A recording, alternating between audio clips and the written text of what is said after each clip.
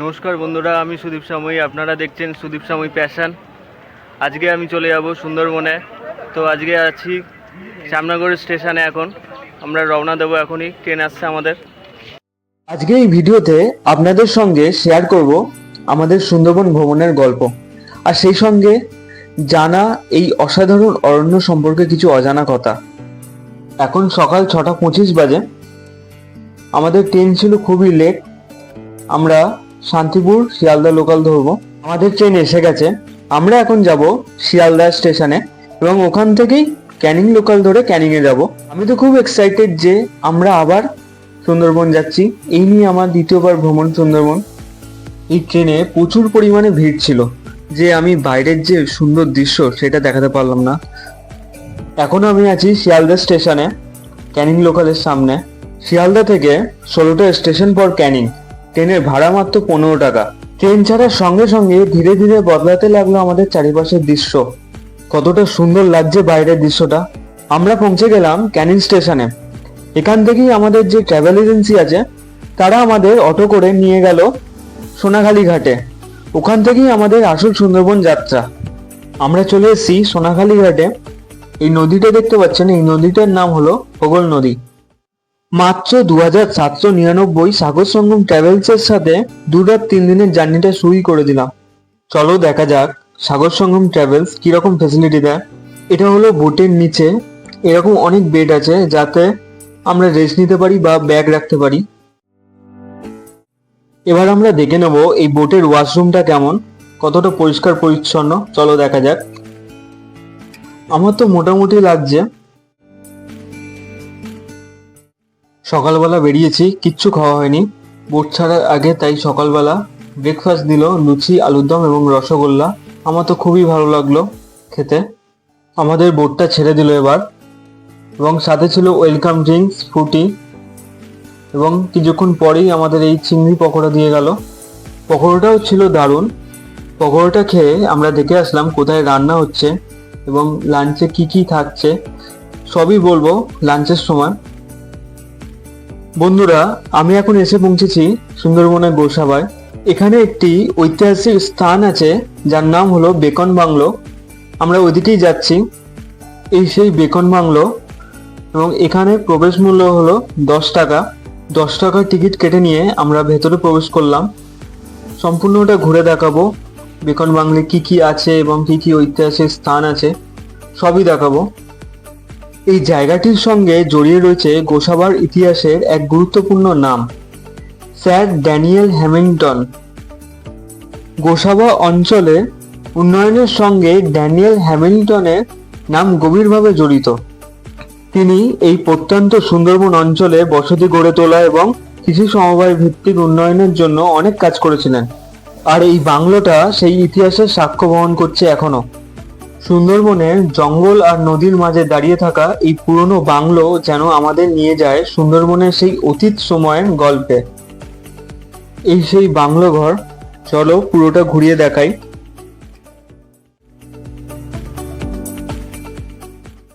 এই বাংলোটি এখন জরাজীর্ণ অবস্থায় পড়ে আছে।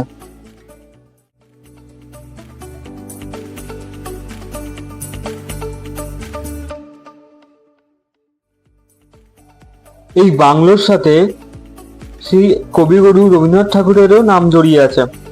আমার সামনে একটি স্ট্যাচু দেখতে পাচ্ছি, যেখানে রবীন্দ্রনাথ ঠাকুর এবং ড্যানিয়েল হ্যামিল্টন বসে আছেন।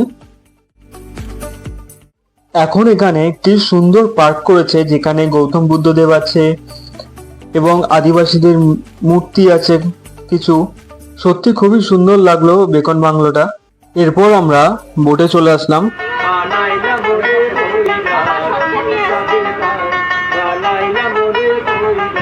এক অপরূপ মুহূর্তের সাক্ষী থাকলাম।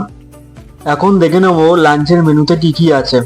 প্রথম দিনের মেনুতে ছিল সর্ষে ইলিশ, কাতলা কালিয়া, মাছের মাথা দিয়ে ডাল, এবং তারপর আছে পুঁই ইলিশ, সাদা ভাত আর বেগুনি। এবং খাবারগুলো আমার মনে হয় মোটামুটি ছিল, আর একটু ভালো হলে ভালো হতো। এবার আমরা রওনা দেব পাখিরালয়। আমরা এইখানেই থাকবো। আমরা এখন এসে পৌঁছেছি পাখিরালয়। দেখা যাক আমাদের জন্য কোন হোটেল অপেক্ষা করছে, কিরকম হবে রুম, সবকিছুই জানাবো আপনাদের। তাই ভিডিওটা স্কিপ না করে পুরোটা দেখতে থাকুন।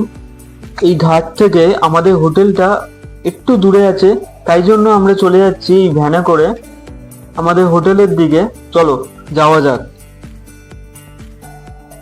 আমরা হোটেলে এসে পৌঁছালাম। আমাদের হোটেলের নাম হলো সুন্দরবন বনবিধি হোটেল। এবং হোটেলটা সত্যি খুব সুন্দর ছিল, চারিদিকে এত সবুজ, সত্যি মন কেড়ে নেওয়ার মতো হোটেল।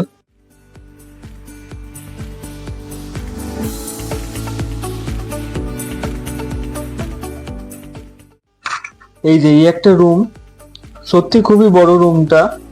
এখানে দুটো বেড আছে রুমের মধ্যে, এখানে আরামসে 4 জন থেকে যেতে পারে। এবং সাথে আছে একটি সুন্দর একটি ওয়াশরুম আছে, টাইলস দেওয়া এবং পরিষ্কার পরিচ্ছন্ন।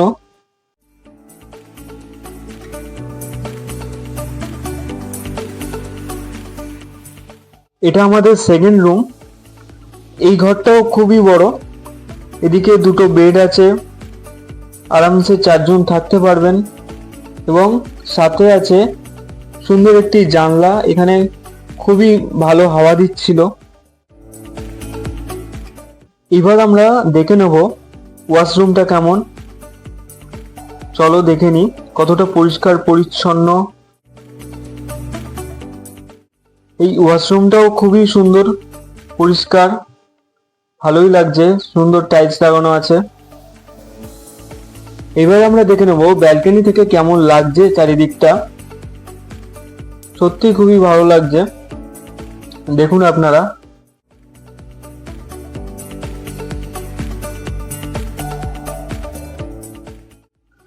সন্ধেবেলা আমাদের হোটেলটাকে কত সুন্দর লাগছে। এবং সন্ধেবেলায় দিয়ে গেল আমাদের গরম কফি এবং চিকেন পকোড়া, এবং সাথে ছিল ঝুমুর নাচ।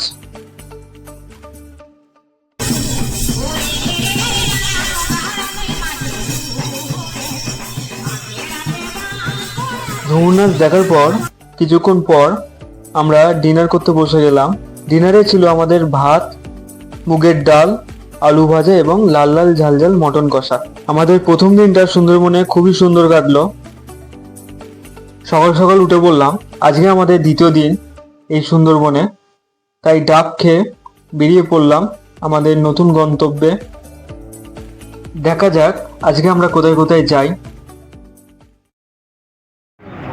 আজকে আমাদের সেকেন্ড দিন সুন্দরবনের, চলো যাওয়া যাক।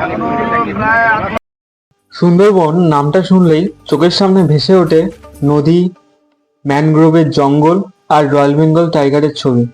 কিন্তু সুন্দরবন শুধু একটি জঙ্গল নয়, এটি নদী, জোয়ার ভাটা এবং গাছপালা, বন্যপ্রাণী এবং অনেক মানুষের জীবনের গল্প। আমাদের বোটে চলে এসেছিল এক অভিজ্ঞ গাইড, তার মুখ থেকেই শুনে নেব কিছু তথ্য। তো আমরা দেখতে পাবো, এবং সব থেকে বড় কথা, জাতি ধর্ম নির্বিশেষে সমস্ত ধর্মের মানুষ কিন্তু বনদেবীকে পূজা করে। তাহলে ছোটবেলায় যে পড়েছেন না, গোয়া, গরান, কেওড়া, ধুদুল, সুন্দরী তো আছেই, কারণ সুন্দরবনের নাম এসছে সুন্দরী গাছের নাম অনুসারে। আজকে আমাদের ব্রেকফাস্টে ছিল লুচি, ছোলার ডাল এবং মিষ্টি। ব্রেকফাস্ট করে আমরা রওনা দিলাম এই জঙ্গলের মাঝখান দিয়ে সুদর্ণখালিতে। এই গাছগুলো দেখছেন, এই বনের গাছগুলোর জীবন কিন্তু একদম সহজ নয়। লবণাক্ত জল, কাদা মাটি আর নিয়মিত জোয়ার ভাটার মধ্যেই তাদের বেঁচে থাকতে হয়। আমরা পৌঁছে গেলাম সুদর্ণখালিতে। সুদর্ণখালি পৌঁছে আমরা প্রথমে বনবিবি ঠাকুরের দর্শন করে নিলাম। আর সুন্দরবনের সঙ্গে জড়িয়ে আছে এখানকার মানুষের বিশ্বাস ও সংস্কৃতি। বনবিবি ঠাকুর সুন্দরবনের লোক সংস্কৃতির এক গুরুত্বপূর্ণ চরিত্র। জঙ্গল ও নদীর ওপর নির্ভরশীল বহু মানুষ বনবিবি মায়ের কাছে নিরাপত্তা ও আশীর্বাদ প্রার্থনা করেন। সুন্দরবনের বাঘের দেখা পাওয়ার আশায় পর্যটকের কাছে সুদর্ণখালি বেশ পরিচিত। তবে বন্যপ্রাণী দেখা সম্পূর্ণ ভাগ্যের ব্যাপার। এই জঙ্গলে প্রকৃতি শেষ কথা। এই জঙ্গলে বাঘ ছাড়াও অনেক প্রকার গাছ আছে। আজকে জেনে নেওয়া যাক সুন্দরবনে এই গাছেদের সম্পর্কে। সুন্দরবন পৃথিবীর অন্যতম বৃহৎ ম্যানগ্রোভ বনাঞ্চল। ভারত ও বাংলাদেশের উপকূলীয় অঞ্চলে বিস্তৃত এই বন অসংখ্য নদী খাড়ি দিয়ে জলের মতো ছড়িয়ে রয়েছে।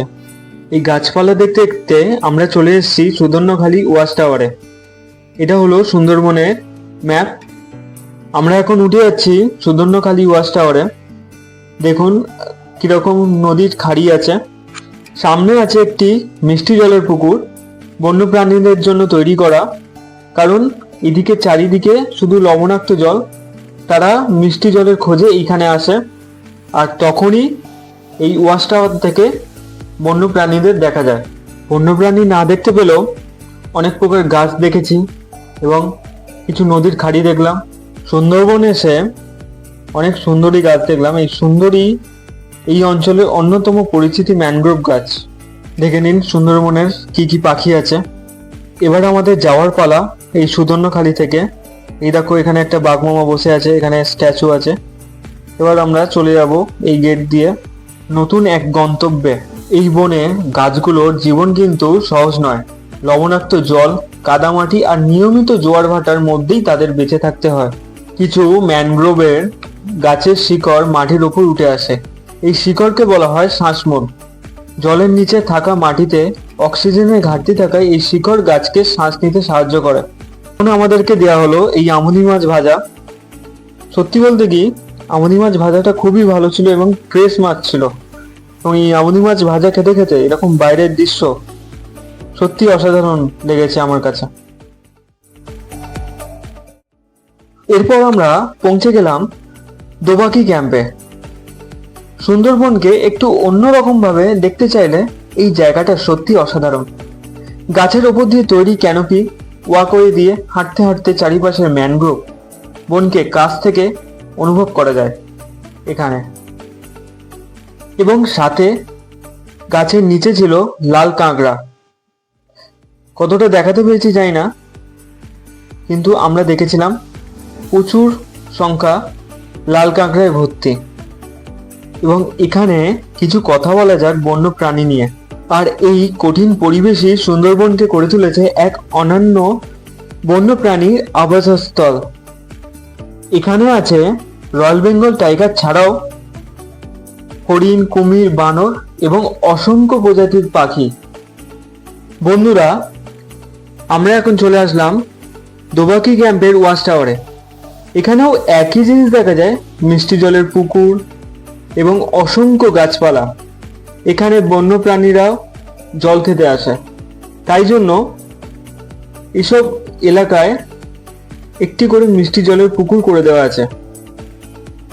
এখন আমরা হেঁটে হেঁটে পুরো দোবাকি ক্যাম্পে জায়গাগুলো দেখছি। এবং এই দোবাকি ক্যাম্পটা অনেক বড় জায়গা নিয়ে তৈরি করা। চলো দেখা যাক দোবাকি ক্যাম্পে আর কি কি জিনিস আছে সেগুলো দেখার চেষ্টা করি। সামনে শুধু দুই ধারে পুকুর ছাড়া আর কিছু দেখতে পাচ্ছি না। এখানেও বনদেবী ঠাকুর আছে, তাকে প্রণাম করে আমরা এগিয়ে যাই। এবার আমরা বেরিয়ে পড়বো দোবাকি ক্যাম্পের থেকে। এখানে আর দেখার মতো আর কিছু নেই। আজকের মতো এই দুটো জায়গাতেই ঘোরানোর কথা ছিল। ফার্স্ট সুদর্ণখালি, সেকেন্ড হলো দোবাকি ক্যাম্প। দুটো জায়গায় ঘোরা সম্পন্ন হলো। এবার আমরা লাঞ্চ করে ফিরবো পাখিরালয়। এবং সামনে আছে পঞ্চমুখী নদী। 5টা নদীর মিলনস্থল হলো পঞ্চমুখী নদী। বন্ধুরা, সত্যি খুব ভালো লাগছিল এই জায়গাটা। আজকে আমাদের লাঞ্চে অনেক কিছু মেনু ছিল।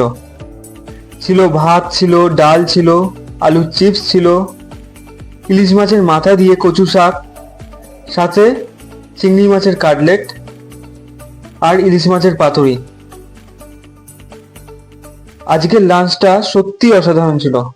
খেতে প্রত্যেকটা আইটেম খুব ভালো ছিল। একটা কথা না বললেই নয়, ইলিশ মাছের পাতুরিটা খুবই ভালো ছিল। তারপর আবার এই বোটের ওপরে ইলিশ মাছের পাতুরি, চিংড়ি মাছের কাটলেট মনকে এক প্রশান্তি এনে দিচ্ছে। এই যে দেখতে পাচ্ছেন এখানে অনেক লোকজন মাছ ধরছে নৌকো করে। এখানকার মেন পেশাই হলো এখানে মাছ ধরা, মধু সংগ্রহ করা।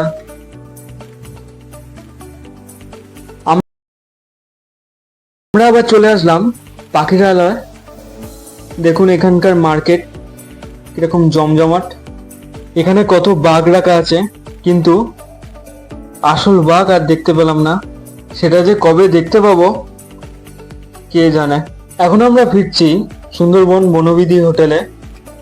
আজকে দ্বিতীয় দিনে সন্ধ্যেতে ছিল বেগুনি আর মুড়ি, এবং ডিনারে ছিল ফ্রাইড রাইস, আলুর দম, চিকেন কষা, চাটনি, পাঁপড়।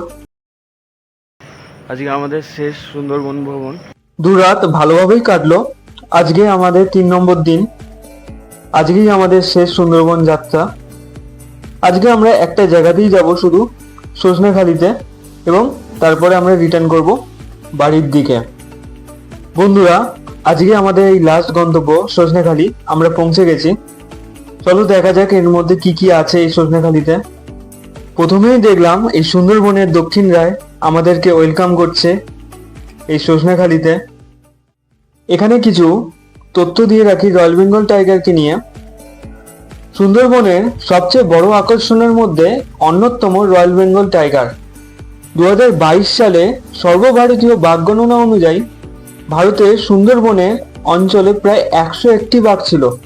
তবে সুন্দরবনের বাঘ দেখতে পাওয়া খুব কঠিন, কারণ ঘন ম্যানগ্রোভ জঙ্গল, অসংখ্য নদী, খাড়ি এবং বাঘের স্বাভাবিক লুকিয়ে থাকার প্রবণতা কারণে জঙ্গলে গিয়ে বাঘ দেখতে পাওয়া অনেকটাই ভাগ্যের ব্যাপার।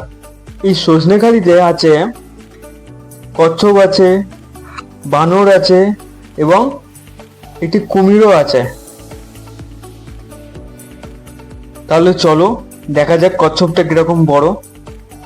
এই যে একটা অ্যাকোরিয়াম মতো করে রেখেছে, এইখানেই আছে সেই কচ্ছপ। ওই যে দেখা যাচ্ছে সেই যে কচ্ছপটা।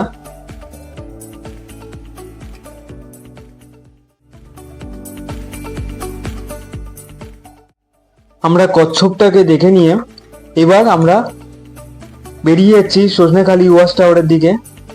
এখানে দেখা যাচ্ছে কিছু পশুদের ছবি দিয়ে টাঙানো ব্যানার।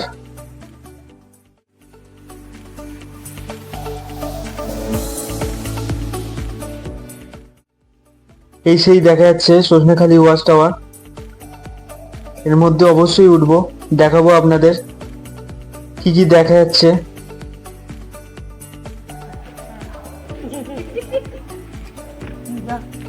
আমি এখন চলে যাচ্ছি ওয়াচ টাওয়ারে, সজনেখালি।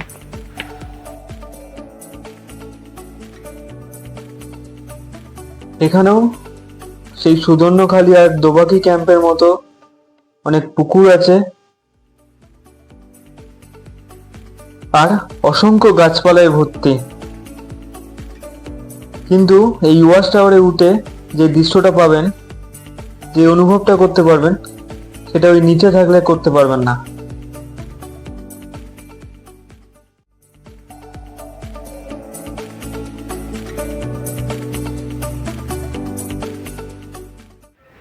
হ্যালো বন্ধুরা, আজকে আমি চলে এসেছি সজনেখালি ওয়াচ টাওয়ারে। দেখুন এখানের ভিউগুলো।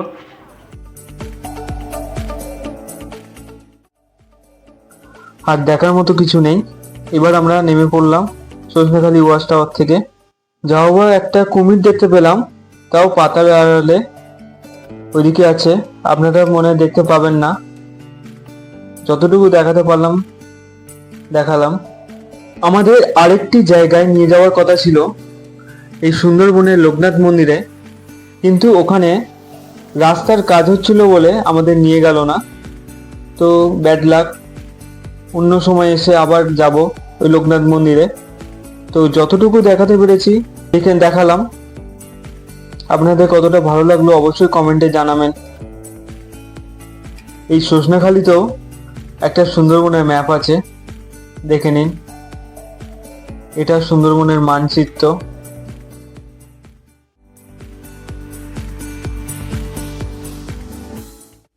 এই রাস্তা ধরেই এগিয়ে চলেছি এবার আমাদের বোটের দিকে। আমরা ব্রেকফাস্ট করব, তারপর লাঞ্চ করে আমাদের ঘাটে পৌঁছে দেবে, এবং সেখান থেকেই আমরা বাড়ির দিকে রওনা দেব। এই যে আশেপাশে যে গাছগুলো দেখছেন, এগুলো কিন্তু সব সুন্দরী গাছ।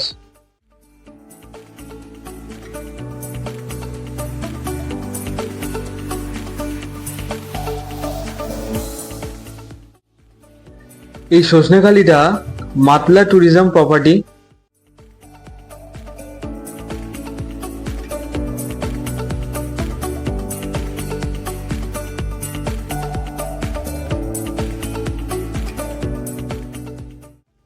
আমরা এবার বোটে উঠে পড়লাম।